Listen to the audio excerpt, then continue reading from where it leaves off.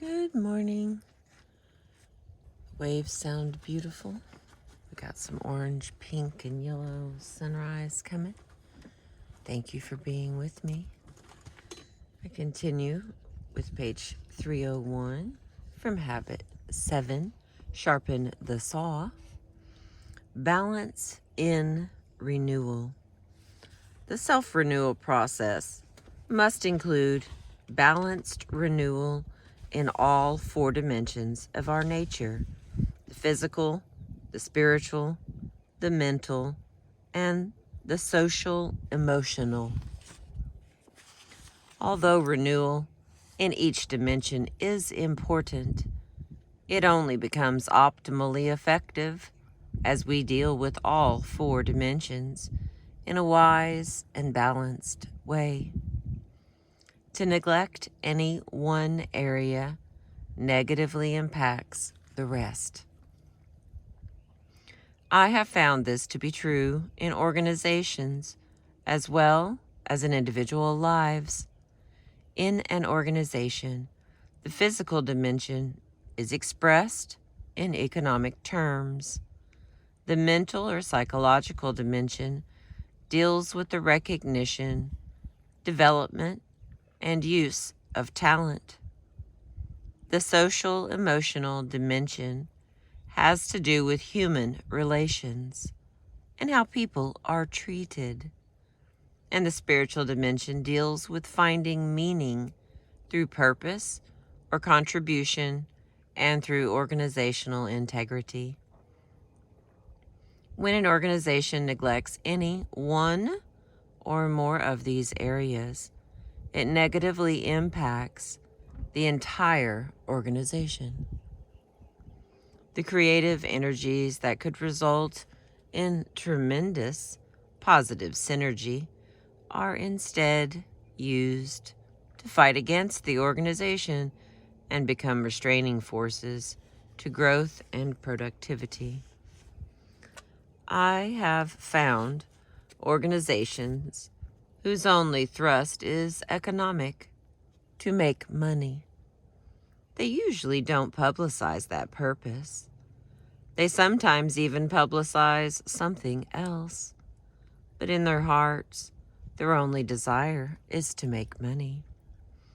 Whenever I find this, I also find a great deal of negative synergy in the culture, generating such things as interdepartmental rivalries, defensive and protective communication, politicking, and masterminding. We can effectively thrive without making money, but that's not sufficient reason for organizational existence. We can't live without eating, but we don't live to eat. At the other end of the spectrum, I've seen organizations that focused almost exclusively on the social emotional dimension. They are, in a sense, some kind of social experiment, and they have no economic criteria to their value system. They have no measure or gauge of their effectiveness, and as a result, they lose all kinds of efficiencies and eventually their viability in the marketplace. I have found many organizations that develop as many as 3 of the dimensions. They may have good service criteria, good economic criteria, and good human relations criteria, but they are not really committed to identifying, developing, utilizing, and recognizing the talent of people. And if these psychological forces are missing, the style will be a benevolent autocracy, and the resulting culture will reflect different forms of collective resistance, adversarialism, excessive turnover, and other deep, chronic cultural problems. dog-eared this page. I'm still reading to you from the book The 7 Habits of Highly Effective People by Stephen R. Covey, and I appreciate you letting me read to you. Organizational as well as individual effectiveness requires development and renewal of all 4 dimensions in a wise and balanced way. Any dimension that is neglected will create negative force field resistance that pushes against effectiveness and growth. Organizations and individuals that give recognition to each of these 4 dimensions in their mission statement provide a powerful framework for balanced renewal.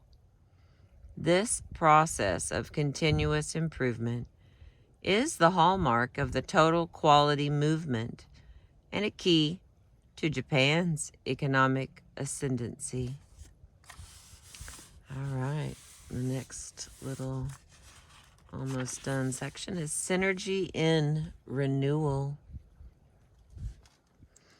A little note here, I am hoping to catch either the gulls or the cormorants as they go flying by. So in case I'm not looking, you be on the lookout for me. All right, synergy in renewal. Balanced renewal is optimally synergetic. The things you do to sharpen the saw is any saw in any one dimension have positive impact in other dimensions because they are so highly interrelated. Your physical health affects your mental health. Your spiritual strength affects your social emotional strength. As you improve in one dimension, you increase your ability in other dimensions as well. The 7 habits of highly effective people create optimum synergy among these dimensions. Renewal in any dimension increases your ability to live at least one of the 7 habits. And although the habits are sequential, improvement in one habit synergetically increases your ability to live the rest. The more proactive you are, habit 1, the more effectively you can exercise personal leadership, habit 2, and management, habit 3, in your life. The more effectively you manage your life, habit 3, the more quadrant 2 renewing activities you can do, habit 7. The more you seek first to understand, habit 5, the more effectively you can go for synergetic win-win solutions, habits 4 and 6. The more you improve in any of the habits that lead to independence, habits 1, 2, and 3, the more effective you will be in interdependent situations, habits 4, 5, and 6. And renewal, habit 7, is the process of renewing all the habits. As you renew your physical dimension, you reinforce your personal vision, habit 1, the paradigm of your own self-awareness and free will, of proactivity, of knowing that you are free to act instead of being acted upon, to choose your own response to any stimulus. This is probably the greatest benefit of physical exercise. Each daily private victory makes a deposit in your personal, intrinsic security account. As you renew your spiritual dimension, you reinforce personal leadership, habit 2. You increase your ability to live out of your imagination and conscience instead of only your memory, to deeply understand your innermost paradigms and values, to create within yourself a center of correct principles to define your own unique mission in life, to rescript yourself to live your life in harmony with correct principles, and to draw upon your personal sources of strength. The rich private life you create in spiritual renewal makes tremendous deposits in your personal security account. As you renew your mental dimension, you reinforce your personal management habit 3. As you plan, you force your mind to recognize high leverage quadrant 2 activities, priority goals, and activities to maximize the use of your time and energy. And you organize and execute your activities around your priorities. As you become involved in continuing education, you increase your knowledge base and you increase your options. Your economic security does not lie in your job. It lies in your own power to produce, to think, to learn, to create, to adapt. That's true financial independence. It's not having wealth, it's having the power to produce wealth. It's intrinsic.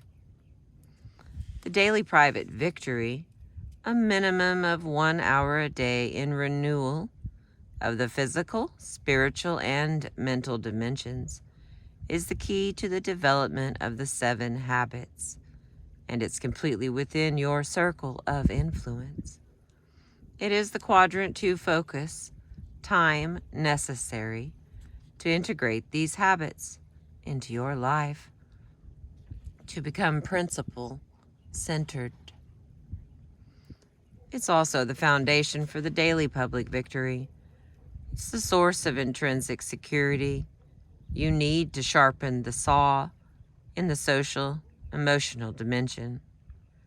It gives you the personal strength to focus on your circle of influence in interdependent situations, to look at others through the abundance mentality paradigm, to genuinely value their differences, and to be happy for their success.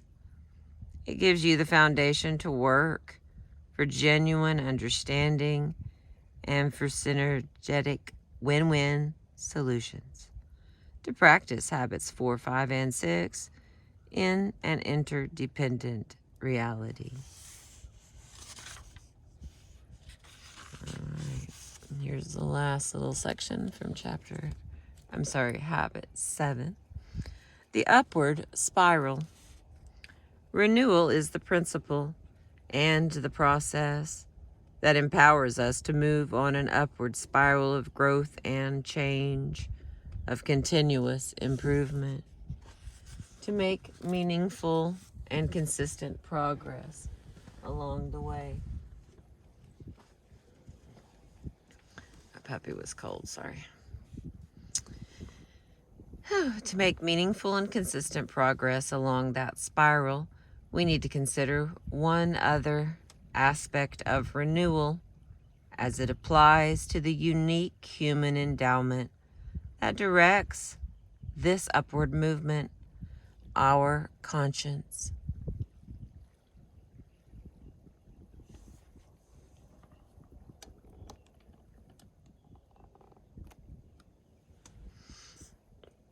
In the words of Madame de Staël, the voice of conscience is so delicate that it is easy to stifle it, but it is also so clear that it is impossible to mistake it. Conscience is the endowment that senses our congruence or disparity with correct principles and lifts us toward them when it's in shape. Just as the education of nerve and sinew is vital to the excellent athlete, and education of the mind is vital to the scholar, education of the conscience is vital to the truly proactive, highly effective person. Training and education. Training and educating the conscience, however, requires even greater concentration, more balanced discipline, more consistently honest living. It requires regular feasting on inspiring literature, thinking noble thoughts, and above all, living in harmony with its still small voice. Just as junk food and lack of exercise can ruin an athlete's condition, those things that are obscene, crude, or pornographic can breed an inner darkness that numbs our higher sensibilities and substitutes the social conscience of "will I be found out" for the natural or divine conscience of what is right and wrong. In the words of Dag Hammarskjöld, you cannot play with the animal in you without becoming wholly animal. Play with falsehood without forfeiting your right to truth. Play with cruelty without losing your sensitivity of mind. He who wants to keep his garden tidy doesn't reserve a plot for weeds. Once we are self-aware, we must choose purposes and principles to live by. Otherwise, the vacuum will be filled and we will lose our self-awareness and become like groveling animals who live primarily for survival and propagation. People who exist on that level are not living. They are being lived. They are reacting, unaware of the unique endowments that lie dormant and undeveloped within. And there is no shortcut in developing them. The law of the harvest governs. We will always reap what we sow. No more, no less. The law of justice is immutable, and the closer we align ourselves with correct principles, the better our judgment will be about how the world operates, and the more accurate our paradigms, our maps of the territory will be. I believe that as we grow and develop on this upward spiral, we must show diligence in the process of renewal by educating and obeying our conscience. An increasingly educated conscience will propel us along the path of personal freedom, security, wisdom, and power. Moving along the upward spiral requires us to learn, commit, and do on increasingly higher planes. We deceive ourselves if we think that any one of these is sufficient. To keep progressing, we must learn, commit, and do. Learn, commit, and do. And learn, commit, and do again. Then we've got a little picture here. Let's see if I can. All right, there we go. All right. Now the last little spot. Application suggestions. Number 1, make a list of activities that would help you keep in good physical shape, that would fit your lifestyle and that you could enjoy over time. Number 2, select one of the activities and list it as a goal in your personal role area for the coming week. At the end of the week, evaluate your performance. If you didn't make your goal, was it because you subordinated it to a genuinely higher value? Or did you fail to act with integrity to your values? Number 3, make a similar list of renewing activities in your spiritual and mental dimensions. In your social, emotional area, list relationships you would like to improve or specific circumstances in which public victory would bring greater effectiveness. Select one item in each area to list as a goal for the week. Implement and evaluate. And the final one, number 4. Commit to write down specific Sharpen the Saw activities in all 4 dimensions every week, to do them and to evaluate your performance and results. All right. We are to the final section here. We got some charts and what's that say? A quadrant 2 day at the office. The last part here is called Inside Out Again. And so looks like he's sharing some personal stories. So I will add that another time. It's looks like about 20 pages, so I don't know if I can fit that in one video. But it's Inside Out Again. The Lord works from the inside out. The world works from the outside in. The world would take people out of the slums. Christ takes the slums out of the people. And then they take themselves out of the slums. The world would mold men by changing their environment. Christ changes men who then change their environment. The world would shape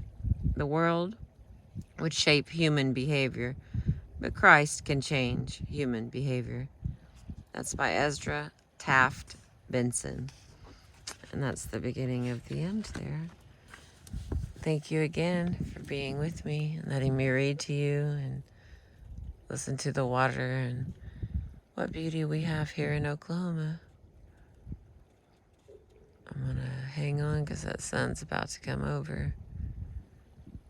And you've waited with me this whole time. I appreciate you.